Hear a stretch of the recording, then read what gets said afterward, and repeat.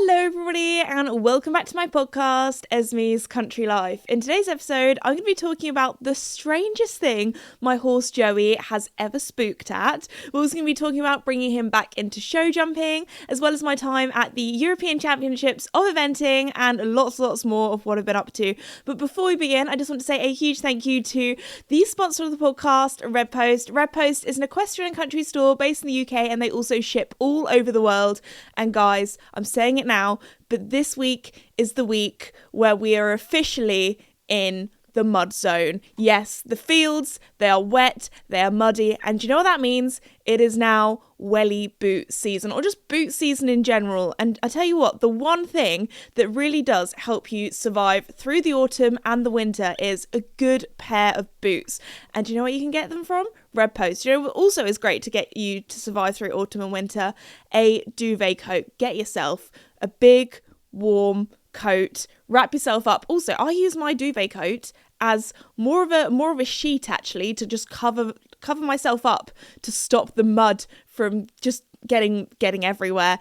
So my personal fave is the All Elements coat by Lemieux that is available at Red Post. So anyway, if you want to go and check it out, go to redpostequestrian.co.uk.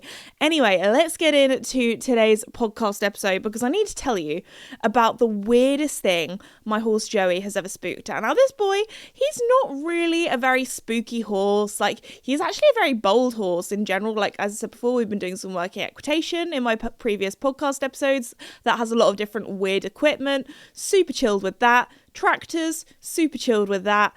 I'm not gonna lie, the things that Joey does spook at, it's a little bit like, dude, what is going on in your brain right now? For example, weird things that he has spooked at in the past. Every spring, when the daffodils and the flowers pop up, he spooks at them because they weren't there last week. You know what? I can kind of get behind that. If something just suddenly appears and it wasn't there last week, I kind of get it. But anyway, the other day, I was in my tack room getting some tack. I think I was about to get Joey ready for a ride. And normally Joey, recently because the weather's been nice, not so much now. Now, recently I've been, tacking him up in the wash bay where he's under shelter and has a nice solarium to keep his bum warm. But when the weather was a little bit better, on sunnier days, I quite like to tack him up outside because number one, when he's outside, he's right next door to the tack room, so I don't have to carry my tack as far. Number two, if he's a little bit dusty, I find brushing off the dust outside is just better for ventilation. And also, I sometimes tie him up with a hay net, and he can have a little bit of lunch or a little bit of a snack before I ride him.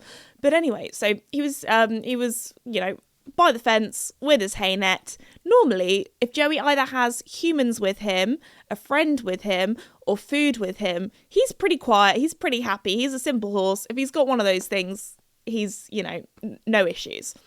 So he's there with his food. I'm like, okay, he'll be fine for a second while I'm like grabbing my tack or having a little tidy up in the tack room, or I was doing something in the tack room. And then I hear this snorting and this kind of like Joey huffing and puffing and kind of dancing around a little bit because he's got horseshoes on and you can kind of hear on the concrete. He was kind of like just walking around a little bit, kind of like swerving his butt around. And I was like, oh, that's odd. What's going on outside? What's this commotion? And I walk outside and I look at him and he is absolutely wired. He is like freaking out. He's in high alert mode. He's in what I call stallion mode, even though he's a gelding. Don't tell him he's a gelding.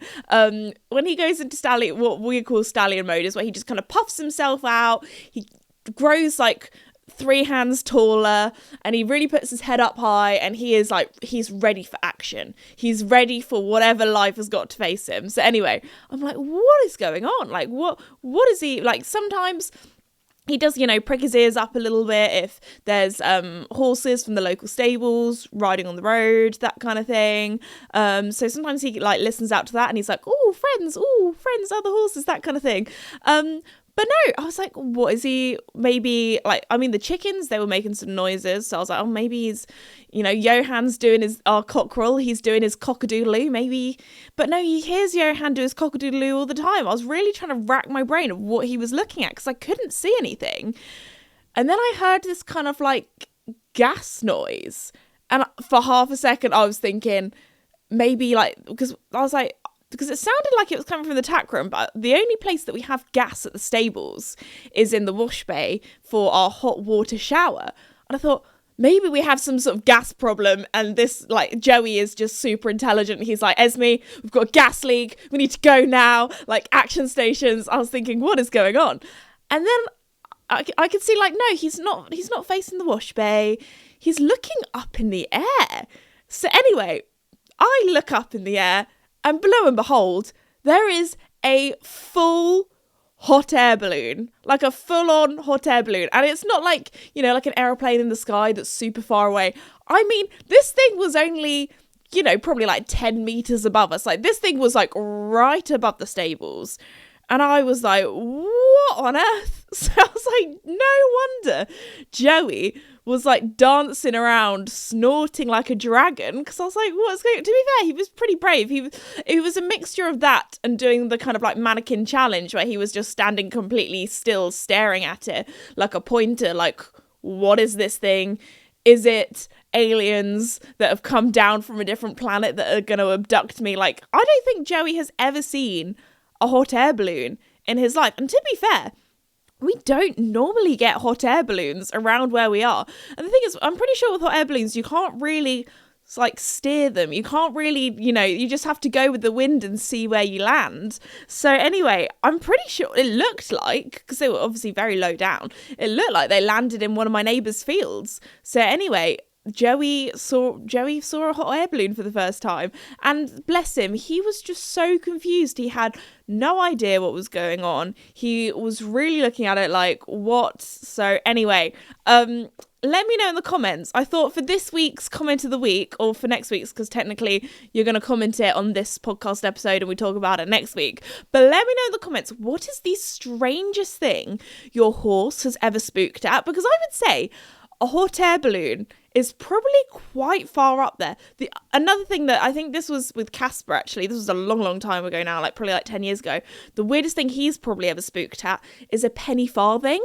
Now, if you don't know what a penny farthing is, if you could imagine like a Victorian bike that often is like a big wheel at the front and then like a little wheel at the back, I'm pretty sure we were riding around the village once and there was somebody on a penny farthing and he was like, what on earth is that? I mean, they do look strange, but anyway, so I'd say that's probably up there with one of the weirdest things. Like, there are other things that my horses have spooked at, which I would say are pretty generic, like a child in a pushchair or a pram. Mickey, actually, he was quite scared of prams and pushchairs, which, you know what? Children screaming, they're quite scary in general anyway, so I'll give him the benefit of the doubt for that one. I'm trying to think of what other strange things my horses have spooked at. Definitely whenever there's fly tipping. I mean, we're quite lucky we don't get too much fly tipping in our area. We do, but if there is ever, like, I don't know, somebody's left their scarf, somebody's dropped a scarf or a hat or something and someone's put it on a fence, so hopefully somebody retraces their steps and finds it, that's very spooky, because again, wasn't there last week. But anyway, we need to go on to comment of the week, because I've been really bad the last few weeks of forgetting comment of the week, so I'm getting it up right now. We're doing it right at the beginning of the podcast episode, so let's have a little look of what you got. I mean, I have already looked and I have already chosen, but I am going to get it up properly on my phone, because sometimes I quite like, I'm so nosy. I love looking at all the comments. I love looking at all the replies to the comments. So the top one, actually, I don't know if we should do this one first. We'll do it first because it is the top comment from last week's episode, and it's a little bit of a sad one, because in last week's episode I was talking about autumn and my kind of autumn checklist, but also things to look out for in autumn. One of the things I did mention was, please look out for colic, because horses are more likely to colic in the autumn as the weather's changing. And the top one is kind of a sad one. So this one is from Maddie, and Maddie says, hey Esme, your podcast has been really helping me this week, as I lost my heart horse a few days ago from colic and she was only 5. Maddie, I'm so sorry to hear that. Like, I know the pain of losing a horse, and it is like the toughest thing that I've ever been through. So I'm sending lots of big hugs, and sending you your family lots of love. And it's just so lovely to see the community that kind of we've created with the podcast, because there are so many people that have replied to that, sending you lots of love. So sending you and your family lots of love.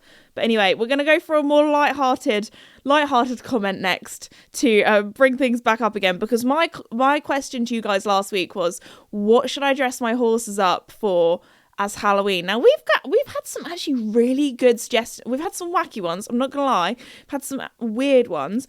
One of my favourite ones actually, which I thought was very good, because I did Casper as a Dalmatian last year. Somebody said you could put stripes on him and he could be a zebra, and then I could be kind of like a safari guide, or I could be a lion, or that kind of thing. Like, that is quite a cool one. That's quite different as well. That was from Freya.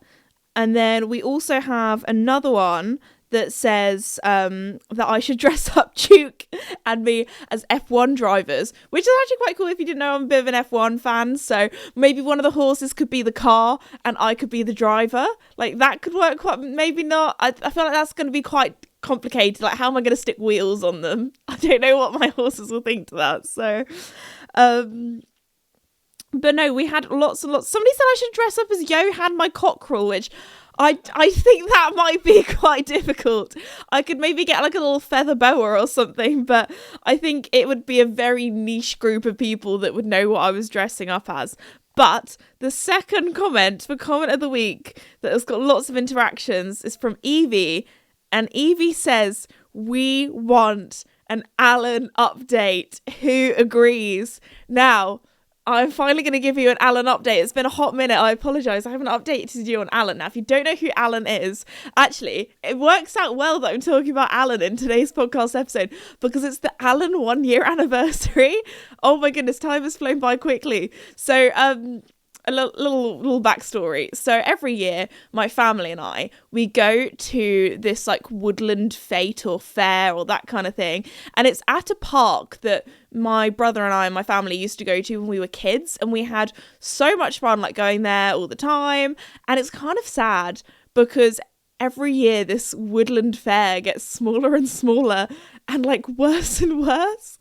And we honestly, we're like, next year when we go, there's probably only going to be like 3 tents of like, basically, there's kind of like woodland crafts. There's, I don't know, like people who like, I don't know, crochet stuff, have like a little crochet stand, or like there's like just lots of just random bits and bobs. Like there was one guy and his whole stand was just him selling wooden feathers, like feathers that he'd carved out of wood, which, don't get me wrong, they were beautiful, very intricate. But I don't need a wooden feather in my life. Like, I don't know what use I would need of a wooden feather. But I tell you what, hats off to him, because they were very well done. And he really wanted me. It was actually like these stands, these people, they're intense. Like, I respect it. Don't get me wrong. They're trying to be salespeople, but my mum thought it was so creepy because this guy really wanted us to touch his wooden feathers. It's like, come on, give it a feel. You like literally just shoved one in my hand, and I was like, oh, it's very lovely, thank you. And I kind of very politely put it down. Was like, I I'm not in the market. I didn't really come here looking for a wooden feather. But best of luck to you, mate.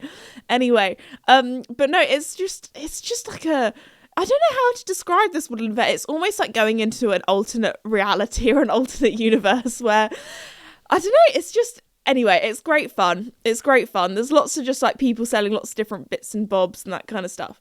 And every year there is this one stand that is basically almost like a flea market kind of vintage. I don't even know if I could say vintage, because there's one stand next to it. My dad was really tickled me when he said this, but there's this guy and he just sells old rusty axes and like, oh, like honestly, I cannot make this up.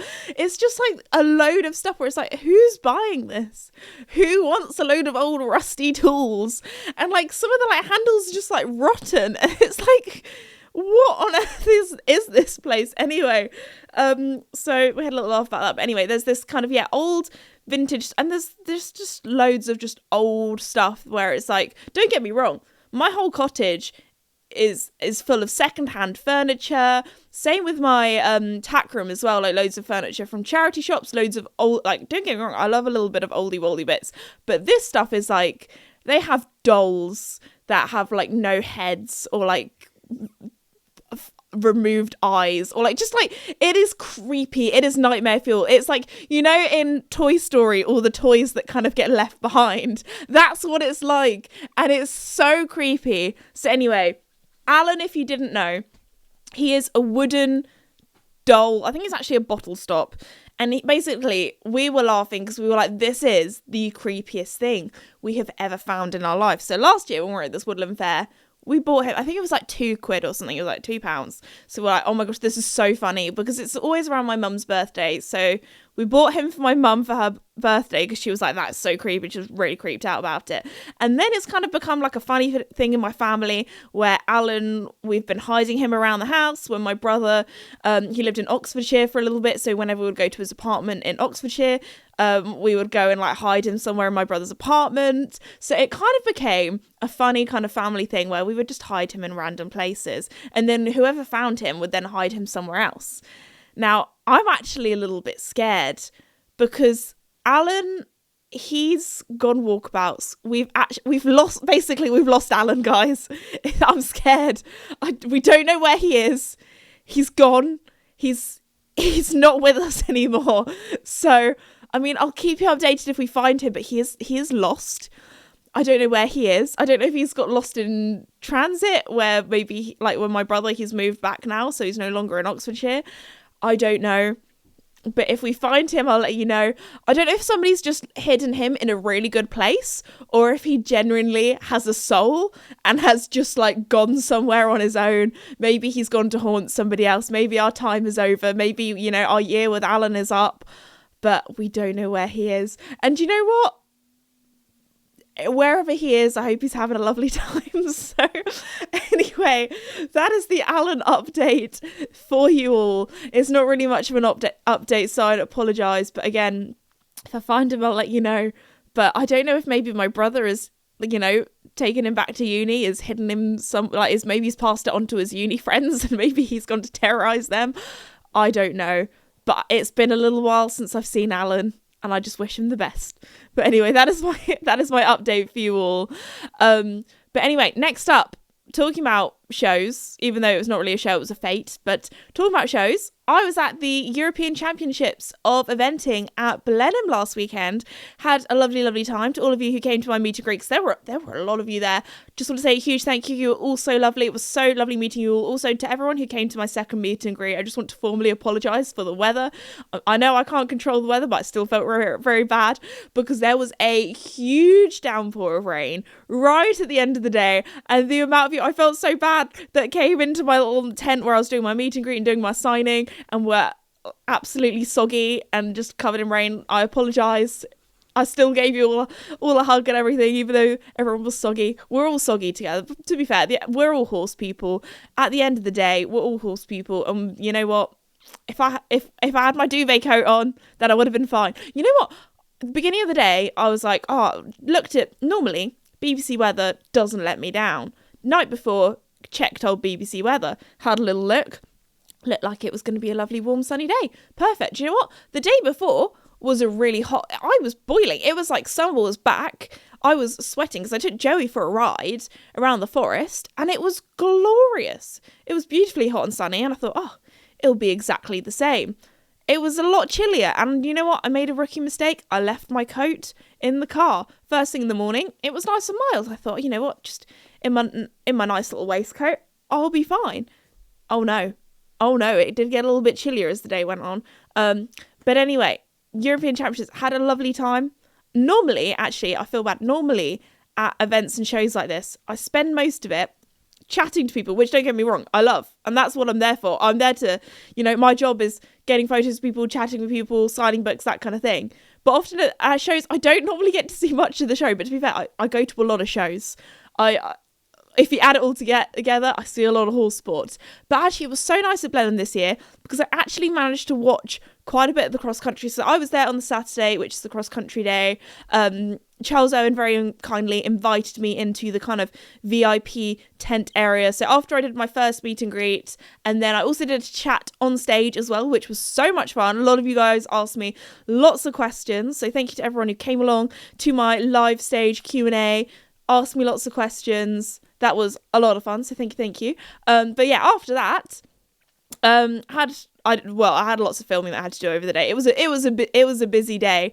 It was kind of like what's that Lady Gaga quote where it goes club, bus, another club, another bus, play. That's literally my day at Blenheim. But it was like meet and greet, filming, live Q&A, filming again, try and eat a sandwich in the media centre, watch some of the, try and catch a glimpse of some of the eventing. But anyway, yes, huge thank you to Charles Owen for very kindly having me in the VIP tent. So I felt very special because I got to go in the VIP kind of like tent area, which is near where the water, the water is probably one of the best places to watch just eventing in general. It's always the most spectacular place. It's always where the most action goes on. Seeing the splashing as well, the horse going through is it a river, lake, whatever you want to call it. Normally you get a really, really good view of kind of at Blenheim if you ever go on the big bridge. That's my like go-to place, like standing on top of the bridge, because you can see a lot going on. You can also see the kind of the roller coaster area. It's called a roller coaster, I'm pretty sure, but basically the undulated kind of up and down hilly kind of bit. That's always good to watch as well. But anyway, I had a beautiful view and I had a sit down as well. I was like, this is luxury. Normally at horse shows I'm running around, barely get to sit down, getting lots of video and filming. Well, actually, was not a little fun fact. We found a loophole, guys. We were a bit naughty. We were a little bit naughty, but we didn't do anything illegal, so therefore it wasn't actually naughty. Anyway, if you didn't know, because the European Championships is an FEI event, pretty much most or all FEI events, you are not allowed to film. Now, actually, this is a little, we're going on to a little Esme rant here, guys. Are you ready? So basically, you're not allowed to film any of the competition because the FEI have sold the rights to a TV company to sell the live streams. And basically, in the contract, it means that no photographers, official photographers, so technically, I'm an official photographer because I'm in the media centre. I have my press passes, so I'm part of the no video crew. So if you're a member of the general public and you're on your phone and you film it, you're probably not gonna get told off or sued for filming it because it's for your personal use. You're not making any money from it. Me, on the other hand, because this is what I do. I'm a professional. Not really, it doesn't feel like it, but technically, for the law, I'm a professional. This is my job. This is what I do. I'm not allowed to film anything when it's an FEI event. So, a lot of controversy behind this. Oh, I might get, some stick for saying this, but anyway, we're not allowed to film FEI events because I'm a professional. Sorry, I keep saying that. It's like my little catchphrase now. So I'm not. So yes, but do you know what you can do? You are allowed to take photos. Now, we all know we're in the age of short format video, where everything nowadays is short format video. And most shows, little rewind. You might be thinking, Esme, how come other shows you're allowed to film? Now, it's kind of different for every event and every show. You've got to make sure you get it right. But basically, you're not allowed to film a whole show jumping around, a whole cross-country round. Although a whole cross-country round to film it, you would need like 15 people to film a whole that would be like basically impossible. But you're not allowed to film like a whole dressage test. But under fair use, you're allowed to have a certain amount of seconds of somebody's show jumping round or dressage test or whatever. Or sometimes in show jumping, they say you're allowed to film like X amount of jumps. So maybe somebody's round, you're allowed to film like 3 jumps from that one person. So that's how I'm able to, post reels or shorts or TikToks or whatever of people competing at a high level. Because of live stream contracts, that's the kind of the allowed amount that I'm allowed to film as a professional. Anyway, FEI stuff, no filming at all. If you film anything, you're going to get told off. You're going to get taken down. You're going to get in trouble. So we were like, what can we do to film I really need to word this correctly because I don't want to get told off. How can we make a reel but without doing any video? So what did we do? We got our camera that has a very high frame rate, and we took lots of photos, put them in black and white because everything looks cool in black and white. Personally, I just think it looks cool. And then we put lots of photos together and made a reel with lots and lots and lots of photos. So it's not a video. We didn't video any of the competition, but we did take lots of photos. So if you would like to go and show my reel some love, please go and check it out. Give it some love, because I really hope we don't get told off for this. We haven't done anything naughty. We haven't done anything against the rules. We've just taken some photos. So anyway, that's my little rant fuel. That's my little thing for you. So there we go. Enjoy. So that's the loophole. So anyway, after that, that was my time at Blenheim, really. Do you know what one of my favourite things doing at horse shows like Blenheim? This is really sad, but I love looking at all the dogs. There were so many dogs. Every time one of you guys come to my meet and greets and you bring a dog, I'm saying hello to that dog. I always ask Bishop first, I'm like, can I say hello to your dog, just in case the dog is funny with new people or people they don't know. Like, always good to check just in case. But the amount of puppy cuddles I had on Saturday was incredible. So the European Championships are over, but next year actually is a very exciting year, because it is the World Championships of not just eventing, but all of the other equestrian disciplines as well. So show jumping, vaulting, dressage, paradressage, driving, and lots of more. And if you want to go and check it out or see it next year, because it's going to be a big year, and also this year is exciting because it's all in one place as well. Last World Championships that I went to, actually that was in Denmark in 2022. Oh my gosh, how has that been 4 years? I mean, it's technically been 3 years. It'll be 4 years next year, but that's time's going too fast, guys. I don't like it. It's freaking me out. Anyway, but yeah, next year is a World Championship year, and it's going to be at Aachen. And you guys know, every year I go to Aachen for the Rolex show jumping there, for all that kind of stuff. It's an incredible show. But I'm going to be going to Aachen twice. And if you live in the UK, it is actually so easy to get to Aachen. We drive there every year. It's in the part of Germany that's basically closest to the UK. So you just go for a little drive on through. We normally go through the Channel Tunnel, which is always good fun. And also, if you're from the States or anywhere else in the world, maybe this year is next year is the year that you go, let's do a European vacation, Euro summer, go to the World Championships. I mean, Aachen is just a stunning venue as it is. Like, the size of the arenas there are huge, and I can't think of anywhere better, to be honest, for the World Championships, because it is a big thing to put on. If you can imagine, like, all the top horse sports, or all the just horse sports in general, top riders from around the world all in one place. Do you know what I'm thinking? The media centre at Aachen is always pretty busy, but I'm thinking for a World Championship year, they're going to have to get another media centre. Like, there's not going to be enough room for us photographers, because I'm a professional. Sorry, that really has been like the catchphrase of the book. I don't know what it is. Every podcast episode recently, I've been coming up with like a little catchphrase that just has become like an inside joke for the episode. Like the other week, I was going, you need to get with the programme. To be fair, I still say that to my mum and dad like on a daily occurrence. Anyway, talking about getting with the programme, one thing that I actually found so funny was yesterday. Now, yesterday was one of those days where just a lot of different things went wrong. You know, sometimes I come into the office and I can just tell that my dad is a little bit tired, or a little bit more, not grumpy. Actually, no, sometimes he's a little bit grumpy. He's looking at me now like, people will hear that. You can't say those profanities. So anyway, sometimes I walk into the office, I'm not going to lie, sometimes my dad and I, we have days where you can just tell the other person is a little bit more tired. Maybe they had a bad night's sleep. Maybe something's gone wrong. Now, there were two reasons why Davide was not on top form yesterday. Number one, we had a power cut. And do you know what that means? No power equals no coffee machine, and no coffee machine equals no coffee. So I was already working with Davide, my dad, on low power mode, because he'd only had one coffee that day before the power went out. Also, it was a bit annoying because obviously, the way I edit, because I'm a professional. Sorry, I really had to just add it in there. Because I'm a professional, guys.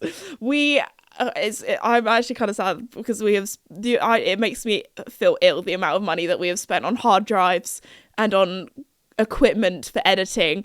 But we've got some pretty high power computers. You know, we've gone through quite a few different laptops over the years. Laptops, they can't cut it. Obviously, when I'm at a horse show and I'm working abroad, I've got to live the laptop life. But normally when I'm editing, we have our big boy computers. And obviously big boy computers, they need electricity. So we couldn't do any editing that day. That's fine. We had some filming, we had some bits to get done, we had horses to ride, that kind of thing. But Davide, I could tell it was another reason, apart from having less coffee than usual, because he is an absolute caffeine addict, that he was a little bit more tired. And I was like, why are you a bit more tired, Davide? And he was like, I didn't sleep very well last night. And I was like, so like, is something worrying you? Like, I went into Esme HR mode because, you know, my business, we're quite small. I have to wear a lot of different hats. So I was like, okay, we're going to go into an HR meeting now. What's wrong? What's going on? He was like, well, last night, and honestly, when he told me the reason why he couldn't sleep last night, I absolutely lost it, because I feel like this just sums my mum up so much.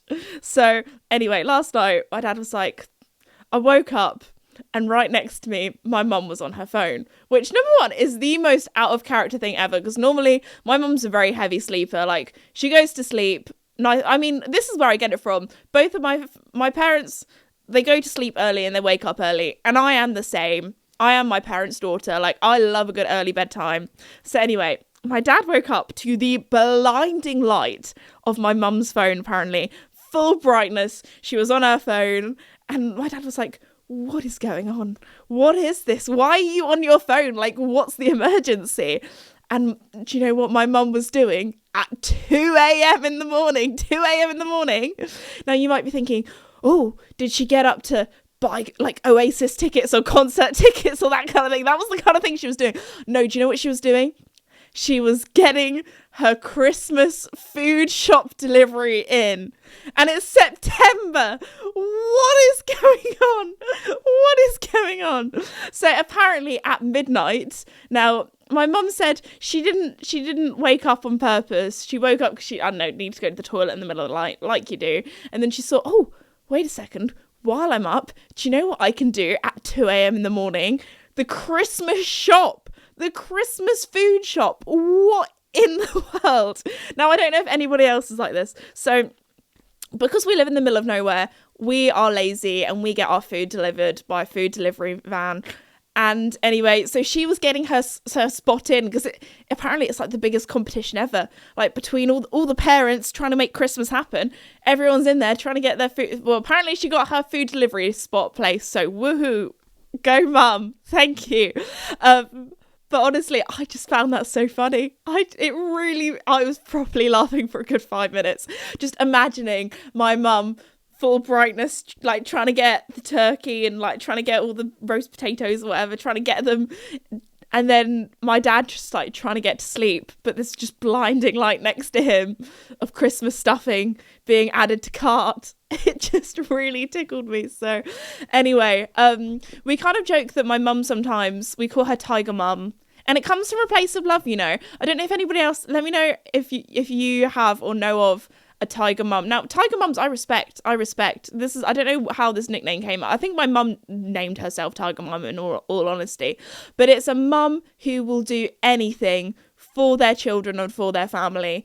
And if that means waking up at 2 a.m. and doing a Christmas food shop in the middle of the night, then she will do it. So thank you, Mum, for getting us, bringing home the food for Christmas dinner, which is like literally like 4 months away. But anyway, also changing up the subject, talking about Christmas and that kind of thing, because my new book, The Pony Whisperer, is out very, very soon, and there is a little bit of a Christmas theme to it. But also, I actually cannot believe that the weekend after this podcast episode goes up, I'm going to Ireland, which is very fun. Very excited to go and see Team Ireland. There are a few tickets available to my meet and greet and book signing. So if you want to go and check it out, go to my website, thisesme.com. Really, really, really looking forward to it. I'm actually so, yeah, my book tour starts this weekend. That is wild. So pretty much every Saturday for the next 6 weeks, I am different place in the country doing a book tour. So yeah, go and check it out. Come along, come and say hi. It's always good fun. Come with questions as well. If you ever have a question you want to ask me, because I always feel like I throw people on the spot sometimes when they come and meet me and come to my meet and greets. And I always like to ask them, like, do you have any questions or that kind of thing? Some people, they have a question straight away and they're like, yes, I need to know this while you're here, while I've got you. And some people are like, I kind of feel like I throw them on the spot, being like, I don't have any questions, I just like your videos and that kind of thing, which I appreciate, so thank you. But anyway, yeah, very, very excited about the book tour. What else have I been doing? Joey. We've been bringing Joey back into show jumping. We had our third lesson, not yesterday, the day before, and he was so good. He's feeling incredible. I mean, we really do need to work on our jumping fitness. He's very fit in general. Like, he's hacking fit, he's dressage fit, he's working equitation fit, but jumping fit is a different type of fitness. Like, because with show jumping, you kind of have that release of a lot of energy all at once, especially when you go over the jump. That's like, boom. I'm really not explaining this very well, but you know what I mean. So yes, we are working on our jumping fitness at the moment, but honestly, that boy, we were clearing like 95 oxes by the end of the session, so he feels so good to be back. He is having so much fun. He had a smile on his face the whole time, so that is my little Joey show jumping update for you. I'll keep you updated on how we are doing. But anyway, on that note, I should probably wrap up the podcast there, because I feel like we've talked about lots of different topics. Normally at the beginning of the podcast, I'm like, okay, so in today's episode, we're going to be talking about this, this, and this. And I feel like we've talked about lots of different things. Talk about me being a professional. But anyway, on that note, I'm going to finish it there. Thank you so much for listening. Thank you so much to Red Post for sponsoring the podcast. Again, go and get your autumn and winter essentials from them.